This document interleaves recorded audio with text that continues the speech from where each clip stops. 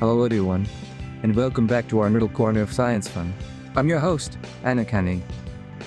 Today's June 16th, a wonderful Monday, perfect for learning something new.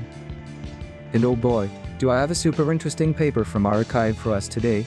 It's called SIMSHIFT A Benchmark for Adapting Neural Surrogates to Distribution Shifts. accrues.org/abs/2506.120070v1. Wow, that's a mouthful, is the class. This paper is by a team of clever folks: Paul Setnik, ichino-ani, Michael Thomas Gross, Dominik Smear, Johannes Brandstetter, and Winter Cylinder. So everyone, what's the big puzzle this paper is trying to solve? Imagine you've taught a super smart helper and a neural surrogate how to predict things, like how a metal sheet will bend when you press it. This smart helper learns by looking at lots of examples from simulations, which are like computer experiments. But here's the tricky part. What happens if you give the helper a new type of metal, or change the temperature a little? Often, the helper gets confused and doesn't make good predictions anymore. This is called by distribution shift, like changing the rules of the game a tiny bit. In big factories, and for important science stuff, this is a real pickle. Because I'm making tons of new simulation examples, where every little change is super expensive and takes a long time. So the paper saw that we have a good way to test how well our smart helpers could adapt to these new situations in industrial simulation. So what did this smart scientists do? They came up with two main things to help. First, they created something called SIMSHIFT. Think of SIMSHIFT as a new playground or a special set of tests for these AI helpers. This playground has 4 different games or tasks from real industries. There's hot rolling, that's like stretching hot metal flat, really flat. Sheet metal forming, which is like origami, but with metal, bending it into all sorts of useful shapes.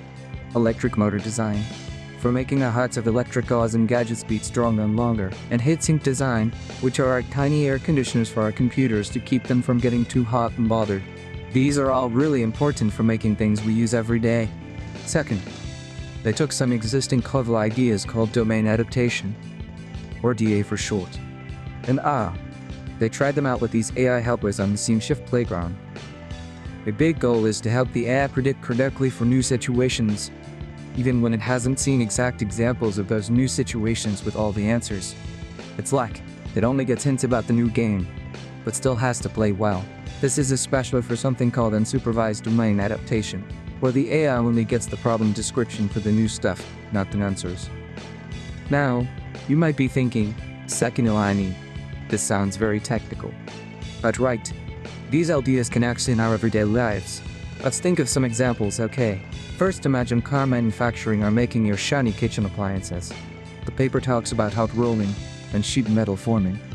If AI can better predict how different metals behave, under new conditions, like a new alloy or a different temperature, companies can design stronger, lighter, and maybe even cheaper products.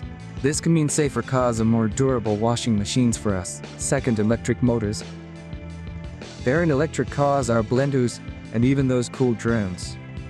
If AI helps design better electric motors, as this paper explores with electric motor design simulations, they could become more powerful, use less energy, or last much longer.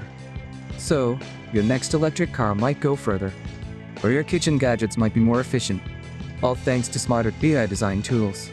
And third, think about your computers and phones that can get warm. The paper looks at heatsink design. Heatsinks are little metal things that keep electronics cool.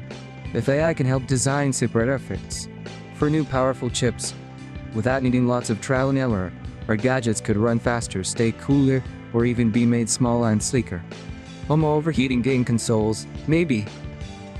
And one more, just for fun, think about medical diagnosis.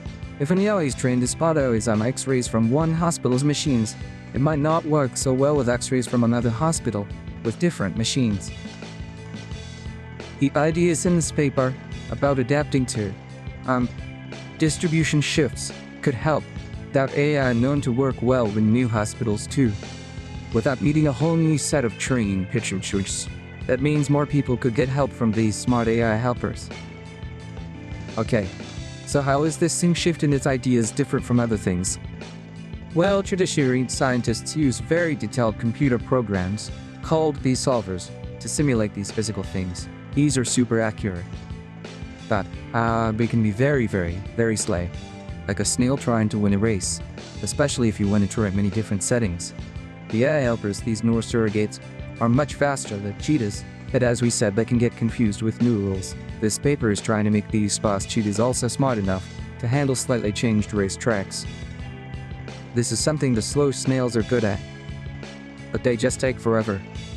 Then, if you just train a normal AI model, without these special domain adaptation tricks, it often fails badly when it sees new data that's different from its training school. This paper shows that using these DA tricks can really help the AI do better in new situations. You see, before this paper, there weren't many good playgrounds or benchmarks specifically for testing how AI could adapt in these complex industrial simulations, especially with messy, irregular shapes, not just neat grids. SIMSHIFT is special because it focuses on these real-world industrial problems and the challenge of changing conditions. And guess what's class? A paper found that these DA tricks do help. Choosing the right trick and the right AI model is super important, and there's still lots of room to make them even better. So the SIMSHIFT benchmark is a big step to help scientists make AI that's not just smart, but also flexible and ready for surprises. And that's our amazing paper for today, everyone. I hope you learned something fun and exciting. Join me next time for more science adventures. Bye-bye for now.